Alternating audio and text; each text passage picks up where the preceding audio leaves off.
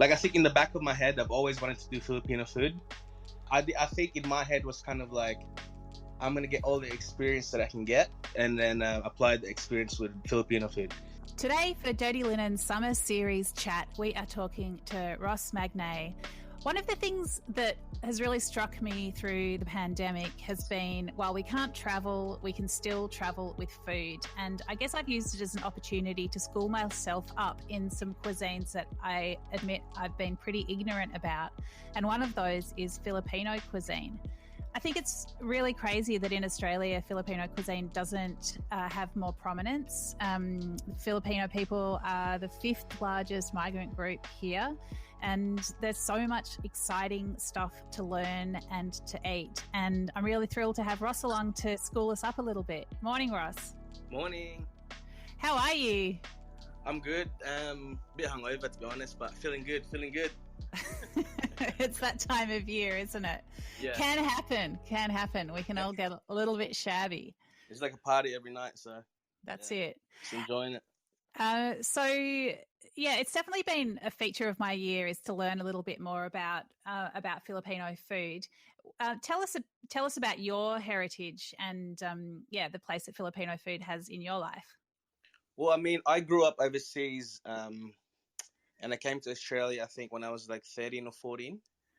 Obviously, Filipino food's always been a massive part of my life. Like growing up, my grandma in both sides of the family are actually really, really good cooks.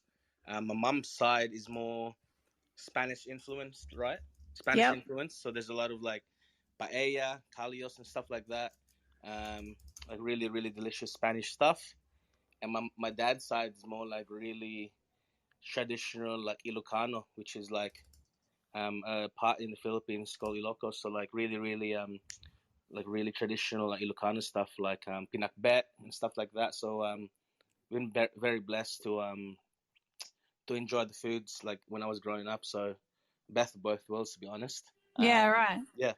It's such I mean, you know, even to say Filipino food is a bit of an oversimplification because there's, I think, something like more than 7,000 islands in the Philippines. Mm-hmm. And that's right. 2,000 of them are inhabited. And I mean, I guess even when you just think about that geography, it's going to be so much variation in what people eat in different parts of the country.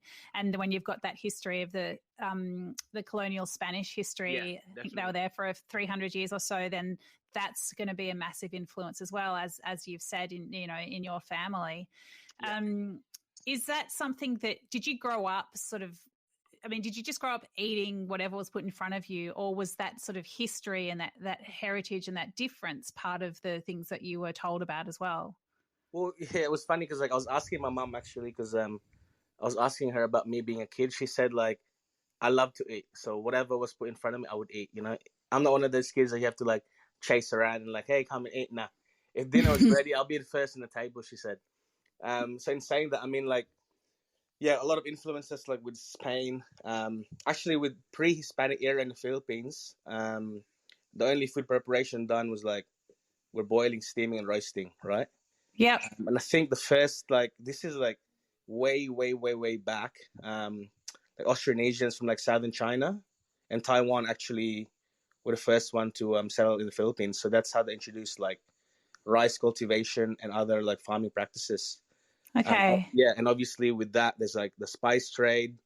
Like places like India also have influence. Like what else is there? Arab influence as well.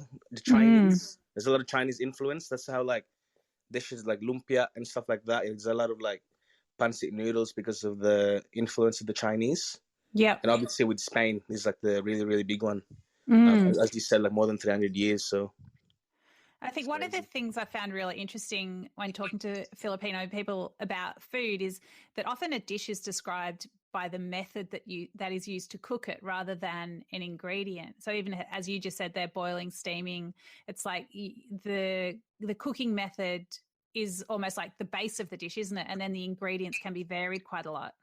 Yeah, exactly. So like, for example, dishes like two good examples would be adobo, for example, right? Yeah. Like adobo is like very Hispanic. So adobo means like cook in soy or vinegar to cure, kind of. in saying that like adobo has like every, as you've said, there's like 7,100 islands. So every city you would go to would have a different interpretation of adobo, right? Like this place would have it with no soy. This place would have it with none of that. It could be dry. It could be wet, right? And again, yeah, the ingredients vary from like squid, pork, can do chicken, and it depends where you are. Because like I think it's like 11% of the Philippines is Muslim. So when you go to the south, there's a lot of Muslims, so they don't eat pork, right? So um, adobo would be chicken, for example. Right. And another cooking method or a dish would be kinilaw, which is super popular. Basically, it's a ceviche. So again, kinilaw means to cure. So it's like the name of the dish is a cooking method, Yeah. to cure fish and stuff like that. So yeah, it's really interesting. And another thing that's really struck me is the place of vinegar or sour notes to the cuisine. Can you talk about that? well, I think because pre like Hispanic times, I think because they use a lot of vinegar to preserve food. Because obviously in the old days, there's no fridges, no freezers and stuff like that. And obviously the abundance of like coconut, because like the abundance of coconut and the abundance of like what do you call it, palm vinegar, palm tree, Yeah. Basically they can do vinegar with anything. There's a new product actually coming out. It's like a cashew nut vinegar, which I haven't tried, which is I'm super excited to try. So basically they make vinegar out of cashew nut. Oh, wow. Yeah, which is super interesting, right? And even people here are very like, if you go to health food stores, you can see coconut vinegar and stuff, but you'd be surprised if like a lot of people haven't tried it. So I'm like, yeah, this is one of those things that I really, really want to push with the food. Just like simple stuff, basic ingredients like coconut vinegar. That's it, and just do that in a dish. I'm super excited about stuff like that. Yeah, that's so interesting. So what are some of the ways that vinegar gets used in dishes? You mentioned that it's used to preserve, but what kinds of ways would you use it in something that you're cooking? It would be, yes, again, adobo would get vinegar. Like super, super traditional adobo, because adobo is like, it's a chicken stew. I think it's the most famous Filipino dish in the world by far. So it's basically super simple. It's vinegar, soy, and garlic, right? But in the old days, they didn't really put soy in it. But depending again which area you're from, so basically, yeah, like with the stews and stuff, vinegar. To cure stuff like with the quinoa and stuff for the dressings, vinegar. Even some desserts has vinegar in it. But in that, before it gets to vinegar, people actually like, if you get coconut overseas, you drink the fresh coconut, and they make alcohol out of coconut. It's called tuba. Right. Yeah, so it's basically like making wine with grapes, but they use coconut. Okay. And then another influence on Filipino cuisine is the United States, right? Because there was a lot of, I guess, in more modern times, there was a lot of American soldiers there. Like, how has that influenced the cuisine? Well, I mean, with that, it's like if you go to the Philippines, it's very Americanized, So it's like a lot of like fast food chains, and like people love hot dogs, burgers, fried chicken, and even like stuff like, obviously, like everyday stuff like spam, that's American, corned beef, instant coffee, like evaporated milk, like stuff like that. I think really, really, really influenced it in a massive way. And it's really like, it's a funny one because what do you call it, like some people don't like it because like they don't want America to be there, but some people love it, this and that, but in saying that, like it's actually influenced in a lot of ways, like different cuisines. Yeah, so it's, yeah, I guess that's the same in lots of countries, isn't it? Yeah. People have mixed feelings about the American influence, so ubiquitous. Yeah, exactly. Yeah. So when you came to Australia, like, what did you think about the food that was around? Well, it was pretty new. Well, the biggest thing was kind of like the servings, right? The servings are massive. With like, because obviously we grew up in I grew up in the northern suburbs, and like at home we were still eating Filipino food, but then when we first came, I remember like we were eating a lot of like meat pies and sausage rolls and like chips, just to like kind of get a feel for what it is, right? And then I was like, yeah, this is amazing. But obviously, you're always gonna come back to what you've eaten when you're young, right? Mm. And been pretty blessed that my parents can cook well. So yeah, pretty So, happy. what was your pathway to becoming a chef? Well, because my grandma owned a restaurant overseas, so basically, like growing up, I'm like been really, really passionate about food. And it's always been in the back of my head, like I want to do something with food. At the start, I wanted to be a journalist, but then, but I didn't follow that path. So I think I was 16, 17. I was like, I'm not sure what I'm gonna do. So I said like, all right, let's go to cooking school. And then at the start, it was kind of like I was just doing it just for the sake of doing it. But then you get passionate about it, you watch YouTube videos, like cooking videos, and you read some books, and you just eat the food, and then you go to cooking school, and then you get inspired, and then you just like, all right, this is what I want to do. So I went to William Angliss Cooking School, Yeah. and then from there, I think like since I started there, I think I just like emailed. What I said was like, I want to be like one of the best. I said I'm gonna email everyone in Melbourne. I'm just gonna be like, hey, I'm gonna come in. I want to work for free. I don't care, whatever. So there were like a couple of places that I've staged for free. Like that's just ages ago now. So I went to Embrace when Nick Paulette was there. Oh yeah. Like this is like old days, and like I went to I can't remember Harry and Grace when Ray was there. Did a stage there. I don't even know if they remember me if I bring it up. I just staged around and like met heaps of people doing that, and then just like yeah, and then I went to work at Society back in the day, the Italian.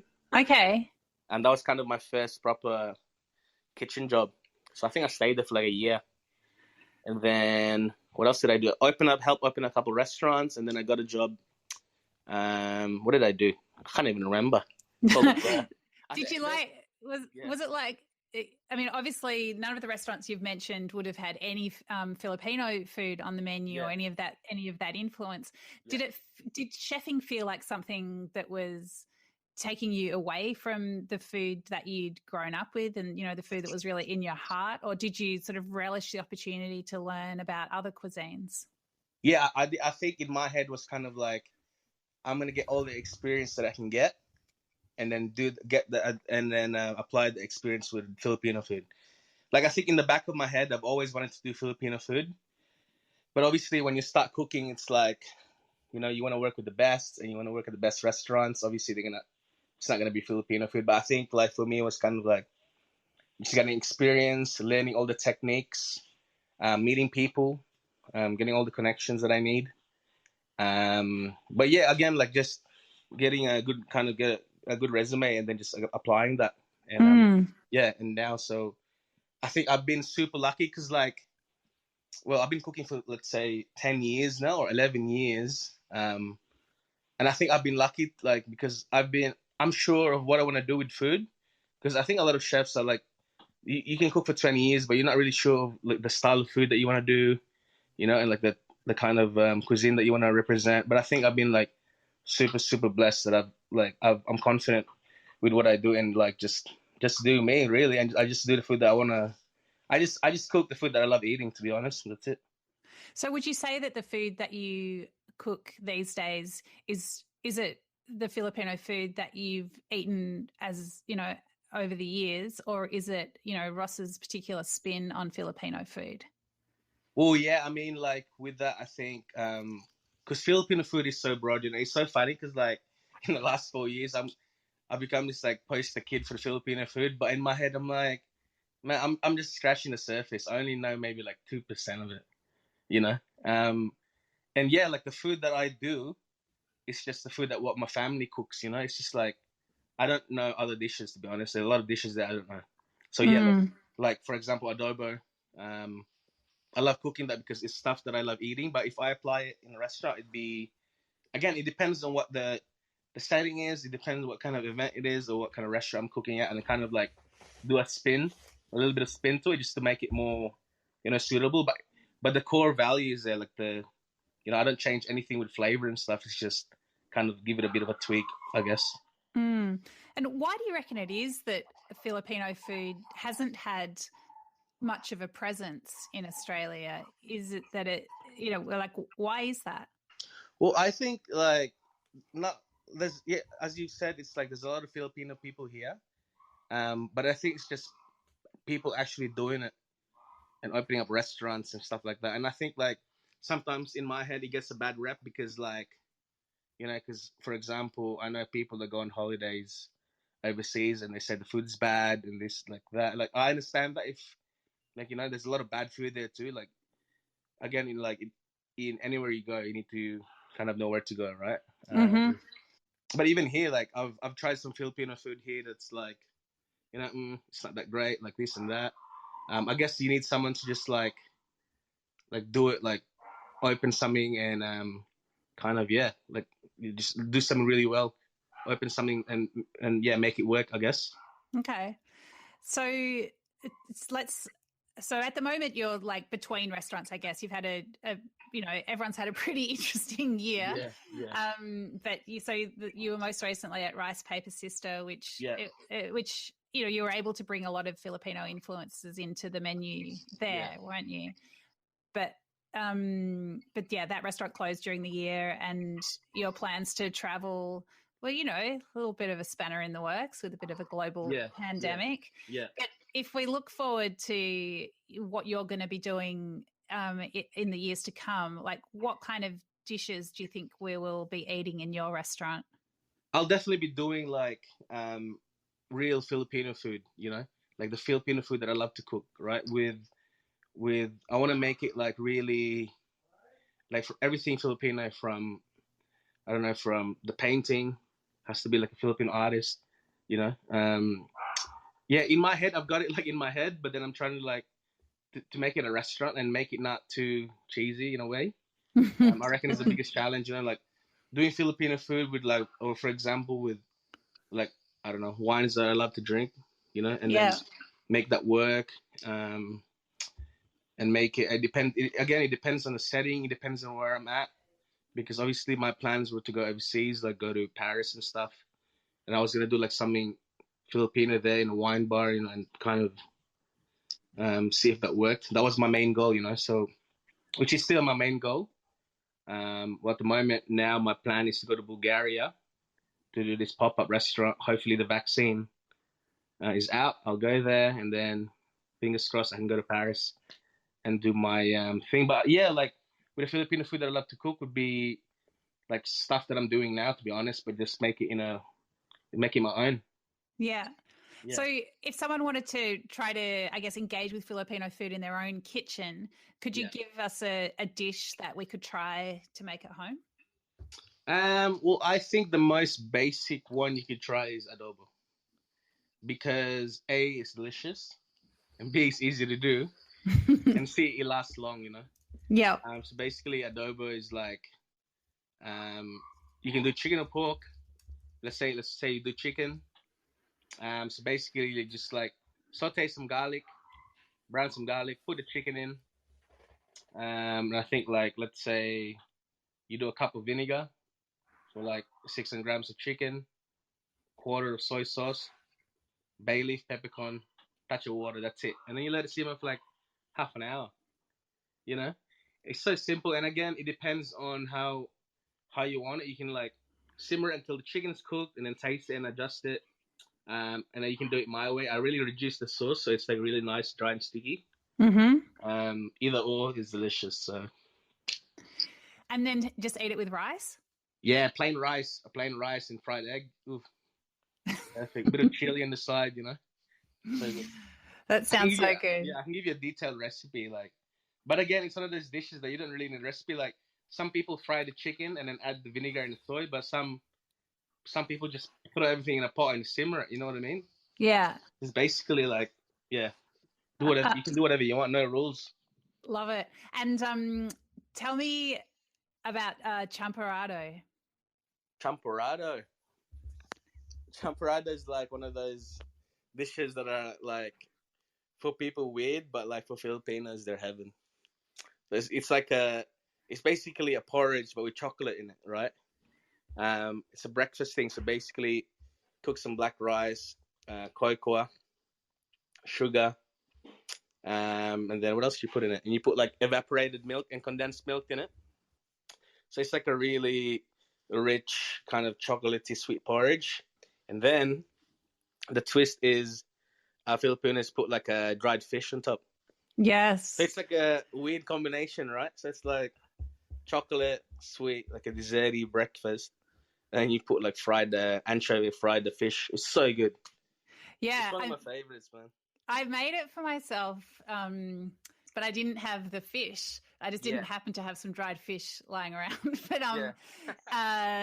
yeah, I loved it because, you know, I love chocolate, I love porridge, and it's funny that now that you say that you're talking through how to make it, because when I made it, it was the start of August, and it was just as Victoria was going into the second lockdown, and I hadn't really made that connection, but hopefully it won't always be associated for me with going into lockdown. But it's very comforting, and it was it was a comforting dish to eat when they were in that strange time. I love it. Okay, tell us about one more dish, Ross. One more dish that really can connect us to this kind of food. So before that, if you have eaten it with dried fish, it's so different. Yeah, so different. It's like eating chocolate with salt, you know. Yeah, I think I put salt on it to try to get a bit of saltiness, but of course it didn't have the same funk. Yeah. What would be another dish? Another dish in my head would be my grandma's Kalios is another one. Is a really important one. Again, it's connected to like Kalios is Spanish, right? So basically, it's one of those special dishes that it's Filipino Spanish, but like not a lot of Filipinos can cook it, just because it's a special thing. It's like one of those dishes that are like, if it was French, it'd be like, I don't know, pâté and croûte or super fancy, you know, like a bit more fancy. So Kalios is basically tripe, and you can put some beef in there too, but traditionally it's tripe cooked in tomato sauce, heaps of garlic, onion, olives, yellow, green, and red bell pepper, and what else is in there? That carrot. Yeah, so basically it's like you cook the tripe separately. When it's soft, you saute it with the tomato sauce and the olives and everything. And yeah, basically it's like a really hearty like stew kind of with tripe in it, and then you eat it with steamed rice. So delicious. Well, it also sounds really comforting, and I guess it also brings up this idea that Filipino cuisine certainly uses the whole animal. There's no squeamishness about bits that Westerners might feel a little bit strange about eating, but you just love the whole animal. Oh, definitely. Like there's a lot of cuisines that it's offal. You know, there's a lot of offal in Filipino cooking, like tripe, and then even liver. You can do adobo liver. It's one of my favorites. You can add chicken and then liver as well. Basically it's important to eat the whole animal over there. But over there it's kind of like, because when it's here, it's kind of like, oh, there's this thing about eating the whole animal, which is beautiful. But over there, sometimes they don't have a choice, because you have to eat the whole animal because it's a waste. Mm-hmm. Because if you buy a whole pig, it's kind of that people spend a bit of money, so they have to make sure that you kind of use the whole animal in that way, I guess. Yeah, well, I mean, it's the kind of respect that everyone everywhere should be showing to animals that we kill for food, I reckon. Yeah, definitely. Yeah. Okay, Ross, well, it's really great to have you on the show. And as always, I learn something when I speak to you, and I just wish you all the best for 2021. Thanks so much. This is Dirty Linen, and I'm Dani Valent. We air the issues that the hospitality industry finds hard to talk about. We spend a week thrashing around each issue, hearing from different people with unique perspectives. We want to hear from you as well. If you have something that needs to be said about a topic, get in touch so we can include your perspective. Contact us at dirtylinen@deepintheweeds.com.au or hit us up on Insta at Dirty Linen Podcast. We can't wait to hear from you. This is a Deep in the Weeds production.